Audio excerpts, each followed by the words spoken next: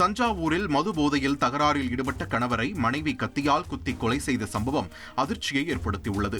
பாபநாசம் எருமைப்பட்டி கிராமத்தைச் சேர்ந்தவர்கள் கலியமூர்த்தி, சிந்தனை செல்வி தம்பதியினர். கட்டுமான தொழிலாளியான கலியமூர்த்தி தினமும் மது போதையில் மனைவியிடம் தகராறு செய்துள்ளார். அதேபோல் கடந்த 22ஆம் தேதி இரவு குடித்துவிட்டு மனைவி சிந்தனை செல்வியை தாக்கியுள்ளார். இதனால் ஆத்திரமடைந்த சிந்தனை செல்வி கணவர் கலியமூர்த்தியை கத்தியால் குத்தியதில் சம்பவ இடத்திலேயே மரணமடைந்தார். இதனையடுத்து மனைவி சிந்தனை செல்வியை போலீசார் கைது செய்து சிறையில் அடைத்தனர். ஓடும் ரயிலில் இரவு நேரத்தில் பயணியின் பையில் இருந்த நகை மற்றும் பணம் திருடப்பட்ட வழக்கில் இளைஞர் ஒருவர் கைது செய்யப்பட்டார். கடந்த 18ஆம் தேதி இரவு சென்னையில் இருந்து நாகர்கோவில் வரை செல்லும் கன்னியாகுமரி எக்ஸ்பிரஸ் ரயிலில் முன்பதிவு செய்யப்பட்ட பெட்டியில் பயணம் செய்த பயணியின் பையில் இருந்த 2.5 லட்சம் ரூபாய் பணம் மற்றும் 5 சவரன் நகைகள் காணாமல் போயின. இது தொடர்பாக திருநெல்வேலி ரயில்வே போலீசில் புகார் அளிக்கப்பட்டது. சிசிடிவி காட்சிகளை ஆய்வு செய்த போலீசார் தூத்துக்குடி மாவட்டம் எட்டயபுரத்தைச் சேர்ந்த பாரதி என்ற சூர்யாவை கைது செய்தனர். ட்ரெண்ட ஃப்ரெண்ட் ஆக்கிக்கோங்க.